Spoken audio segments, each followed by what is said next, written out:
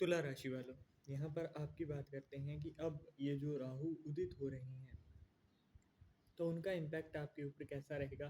क्या चीज़ें आपके जीवन में बड़े बदलाव लेकर आएँगी और कौन-सी चीज़ें ऐसी होंगी जिनकी सावधानियाँ रखती हैं? तो ज़्यादा समय ना गँवाते हुए आपके बारे में एक-एक चीज़ हम शुरू करते हैं। आपके पंचम भाव में है राहु और शुक्र जो कि राशि के स्वामी हैं, है ना? तो यहाँ पर मित्र की ही राशि के अंदर है, शनिदेव की कुंभ राशि के अंदर।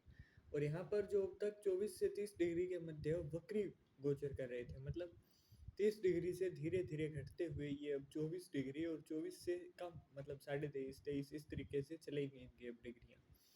और अब से लेकर दिसंबर 2026 तक 16 महीनों तक ये इसी तरीके से ही अच्छे खासे प्रभाव के साथ आपके जीवन में असर डालते हुए दिखाई देंगे। तो ये वो समय है जब आपको बहुत सारी चीज़ें यहाँ पर मिलती हुई दिखाई देंगी।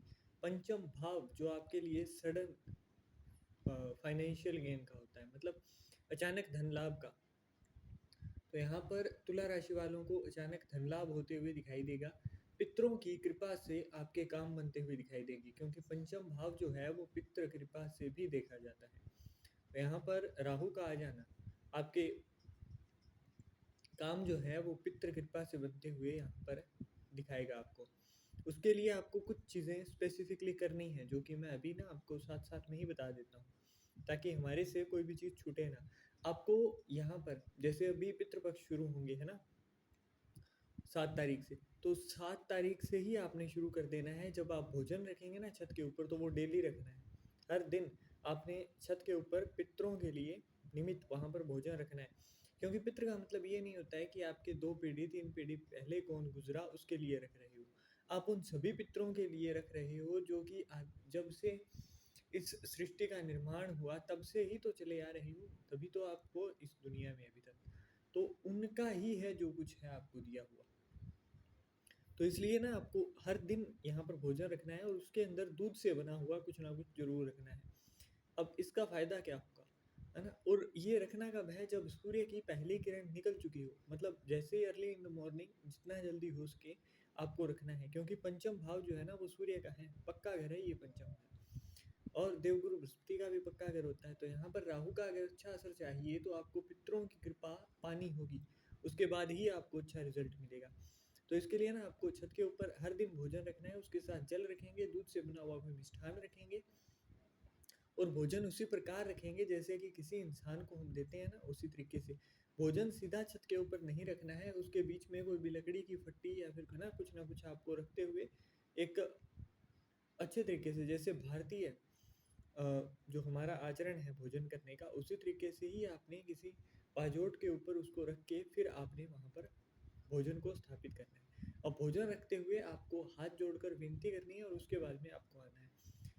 कौवों को देने के साथ-साथ आपको 3 अन्य जीवों को भी यहाँ पर भोजन देना है, कुत्ते, चींटियाँ और गऊ।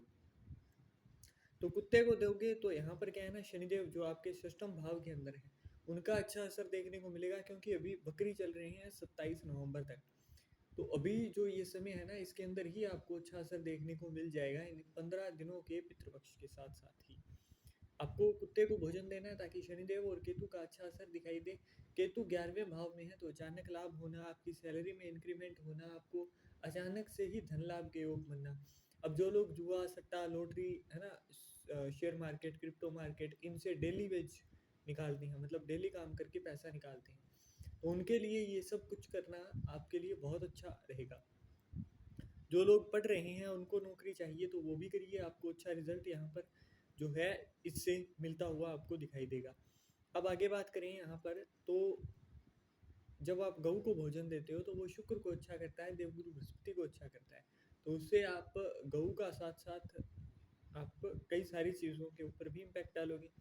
चींटियों को देने से यहाँ पर शनि का अच्छा रिजल्ट भी मिलता है और आपके पितर जो हैं वो भी खुश होते हैं। ऐसे में तीनों चीज़ों को आपने, चारों जीवों को आपने भोजन देना है। अब आगे बात करें तो यहाँ पर इसकी भी 3 ही दृष्टियाँ होती हैं, राहु की। राहु की भी यहाँ पर 3 ही दृष्टियाँ हैं, जिनमें से पंचम दृष्टि है जो वो नवम भाव के ऊपर है। तो मतलब यहाँ पर बहुत ज़्यादा एक्साइटमेंट दिखाकर आपको कोई भी कार्य शुरू नहीं करना है। किसी भी कार्य को जब आप शुरू करेंगे तो उसको आपने सीक्रेसी के साथ शुरू करना है। मतलब राहु जब भी पंचम भाव में हो, चंद्रमा जब भी पंचम भाव में हो, तो ऐसे लोगों को अपना कार्य जब तक पूर्ण ना हो जाए तब तक उसके बारे में बहुत ज़्यादा बखान नहीं करना चाहिए। बहुत ज़्यादा आपको इधर उधर ढिंढोरा नहीं पीटना है, किसी को नहीं बताना है। एक्साइटमेंट में थोड़ी सी कमी रखेंगे आप, एक्साइटमेंट के अंदर बहुत ज़्यादा नहीं आएंगे कार्य को शुरू करते हुए। कुछ लोग क्या करते हैं ना कि आप जब भी राहु पंचम भाव में होता है ना गोचर के अंदर, तो आपको देखने को मिलेगा कि ऐसे में आप सोचते हो कि हाँ अब तो मेरे ये काम हो जाएगा, डेली के इतने बनाऊंगा, उतना हो जाएगा। इतना कुछ सोचकर आपको बहुत ज़्यादा एक्साइटेड नहीं होना है, क्योंकि जब आप बहुत ज़्यादा एक्साइटमेंट दिखाते हो ना तो ये राहु डिले करवाना शुरू कर देता है। जो काम आपका एक दो दिन में होना है फिर वो बहुत ज़्यादा लंबा टाइम ले जाता है। तो इसलिए आपको बहुत ज़्यादा एक्साइटमेंट नहीं दिखानी है। पितरों के भाव में है तो यहाँ पर ना आप नवम भाव की कृपा लेने के लिए आपको कंबल लेना है एक, है ना, जिसके दो रंग हो। उसी एक ही कंबल के अंदर वाइट भी हो और ब्लैक कलर भी हो। तो उसको ले जाकर आपको शमशान में मिट्टी के अंदर उसका एक टुकड़ा दबा देना है। उसके बाद में जो बाकी का कंबल हो ना, मतलब उसकी एक हल्की सी किनारी लेकर आपको मिट्टी के अंदर दबा देनी है। बाकी का जो बचा हुआ हो वो किसी भिक्षु को आपने दान में दे देना है। किसी भी भिक्षु को आप दान में दे सकते हो। तो उससे क्या होगा ना, यहाँ पर राहु का उपाय भी हो जाएगा। पितरों की कृपा के लिए आपने वो कंबल भी दान दे दिया। और 12वें भाव का जो ये शनिदेव की दृष्टि है ना, जहाँ से आपके जो जैसे बीमारी के अंदर पैसे लग रहे हैं, मेंटल पीस नहीं है, घर नहीं बन पा रहा है, जॉब नहीं है ना, तो ऐसी जो भी समस्याएं हैं जिनकी आप सामना कर रहे हैं, अगर शनिदेव की महादशा चल रही है तो भी आपको यहाँ पर बहुत अच्छा रिजल्ट देखने को मिल जाएगा। इससे आप करके देखिएगा। उसके बाद में विद इन मान लीजिए आप 7 to 8 डेज आपको ना रिजल्ट यहाँ पर दिखना शुरू हो जाएगा। अब ये कार्य आपको करना कब है, तो ये कार्य आपको शनिवार शनिवार को शाम के समय जब सूर्य अस्त हो चुका हो उस समय जाकर इसे दबा कर आना है। उसके बाद में जो बचा हुआ कंबल हो उसको आपने दान में देना है ना। तो ये कार्य आपको करना है। अब आगे बात करें तो नवम भाव के अंदर जब भी राहु की दृष्टि होती है ना, तो यहाँ पर आपको देवों से डील नहीं करनी होती है। मतलब कई लोग होते हैं ना कि मन्नत मांग लेंगे और हमारा काम बन जाएगा, तो मन्नत नहीं मांगनी है। यहाँ पर आपको मन्नत नहीं मांगोगे, आपकी जो भी परेशानी है ना वो एक मित्र के साथ जैसे आप साझी करते हो वैसे यहाँ पर जाकर आप किसी भी मंदिर के अंदर जो भी आपके इष्ट हैं, पंचम भाव के अंदर जो भी राशि लिखी हुई है ना, उस राशि के जो स्वामी हैं वो आपके इष्ट होते हैं। तो जो भी आपके इष्ट हैं या फिर जिनको भी आप मानते हो कि हाँ ये इनका मेरे साथ मतलब अच्छा है कांटेक्ट, तो उनको आप यहाँ पर ना एकदम मित्र की तरह आप उनको बात करना शुरू करो। तब आपको देखना असलियत में कितने अच्छे रिजल्ट मिलते हैं। यहाँ पर राहु की सप्तम दृष्टि जो है वो 11वें भाव पर है, लाभ भाव के ऊपर। तो यहाँ पर पिता या पिता से संबंधित जो भी रिश्तेदार है ना, वहां से आपको ससुराल से आपको फायदा होता हुआ दिखाई देगा, धन लाभ के योग बनेंगे। परंतु यहाँ पर जो भी धन हो, लाभ हो, उसका दशम है ना, उसका 10% जो हिस्सा है वो आपको धर्म कर्म के कार्य में लगाना है। लाभ का हिस्सा बता रहा हूँ मैं, चाहे वो 100 रुपये हो, चाहे वो 1000 हो, चाहे लाख हो, उसको आपको धर्म कर्म के क्षेत्र में लगाना है। अब आपके लग्न कुंडली के अंदर आपको देखना है कि नवम भाव में कौन सी राशि है। अब जो भी राशि है ना वहां पर उस राशि के स्वामी, जैसे कि अगर मेष राशि है, वृश्चिक राशि है, तो मंगल। मंगल मतलब मसूर की दाल आप दान में दे सकते हो। कुछ भी भुना हुआ तला हुआ मिष्ठान जो है वो आप यहाँ पर दे सकते हो, मतलब ऑयल से फ्राइड हो जो, वो आप यहाँ पर मंदिर के अंदर दान कर सकते हो। अगर वहाँ पर कन्या या फिर मिथुन राशि है तो ऐसे में आप हरी मूंग की दाल, हरे कपड़े, हरी चूड़ियाँ इनका दान कर सकते हो। इसी तरीके से अगर धनु और मीन राशि है तो आप यहाँ पर बस पंचम भाव में जो है देवगुरु बृहस्पति ना हो तो ऐसे में आप चने की दाल दान कर सकते हो, हल्दी दान कर सकते हो। वहीं अगर यहाँ पर जो है कर्क राशि है नवम भाव के अंदर, है ना, लिखी हुई 9 नंबर लिखा हुआ है, 4 नंबर लिखा हुआ है, तो ऐसे के अंदर ना आपको रुई का दान मंदिर के अंदर करना चाहिए। इसी तरीके से अगर 5 नंबर राशि लिखी हुई है मतलब सिंह राशि, तो ऐसे में आपको घी का दान करना चाहिए। 2 या 7 लिखा हुआ है तो भी आपको घी का दान करना, इत्र का दान करना या फिर साज सजावट का दान करना फायदेमंद रहता है ना। तो इस तरीके का दान आपके लिए करना फायदेमंद होगा। तो दशांश जो है वो इस तरीके से। अब इतना कुछ अगर किसी को समझ में नहीं आ रहा है तो आप क्या करोगे, तो ऐसे में आपको नकदी दान नहीं करनी, है ना? मतलब नकद नहीं दान करोगे, ऐसे में आप गौशाला के अंदर चारा मतलब डाल कर आ सकते हो अपने हाथ से। चारा कह रहा हूँ मैं, हरा चारा जो होता है वो आप डाल कर आ सकते हो। उससे होगा क्या? उससे ना एक तो आपका फाइनेंशियल लॉस नहीं होगा, दूसरा जितना भी आपको लाभ हुआ है ना वो लाभ आपका बढ़ता जाएगा। मतलब एक बार जो पैसा मिलता है ना, यहाँ पर पंचम भाव जो है वो धर्म कर्म का है, पितृ का है।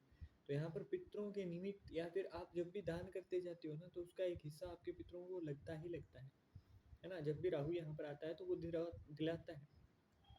ऐसे में जब आप खुद से करते हो ना ये दान पुण्य, तो आपको यहाँ पर खास तौर पर फायदा देखने को मिलता है। अब यहाँ पर फर्स्ट हाउस के ऊपर भी राहु की एस्पेक्ट है, दृष्टि है, नवमी।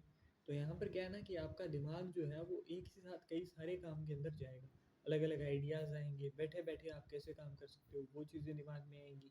जो लोग पढ़ रहे हैं उनका जो माइंड है वो बार बार डाइवर्ट होगा। तो ऐसे में आपको क्या करना है, यहाँ पर या तो मेडिटेशन करिए या फिर अपनी चीज़ों को थोड़ा एनालाइज करना शुरू कीजिए। पंक्चुअलिटी के साथ काम करिए, मतलब टाइम डिसाइड करिए, उसी टाइम के अकॉर्डिंग ही काम करिए, क्योंकि यहाँ पर राहु जो है वो इतनी आसानी से चीज़ें देता नहीं है। राहु चीज़ें तभी देगा जब आप उसकी परीक्षा के अंदर उत्तीर्ण हो जाओगे, आप उसकी परीक्षा के अंदर पास हो जाओगे। तो यहाँ पर तुला राशि वालों को ये कुछ खास सावधानियां हैं जिनको रखना ही रखना है। अब यहाँ पर कुछ चीज़ें जो कि आपके लिए बहुत ज़्यादा खास है। यहाँ पर ना मैंने जैसे लिखा हुआ है के ई, है ना, राहु और शनि। शनिदेव यहाँ पर छठे भाव में है और वो वक्री चल रहे हैं अभी। तो पंचम भाव के अंदर आपके होते उस तरीके का रिजल्ट दे रहे हैं। तो यहाँ पर ना आपको थोड़ा संयम रखना पड़ेगा।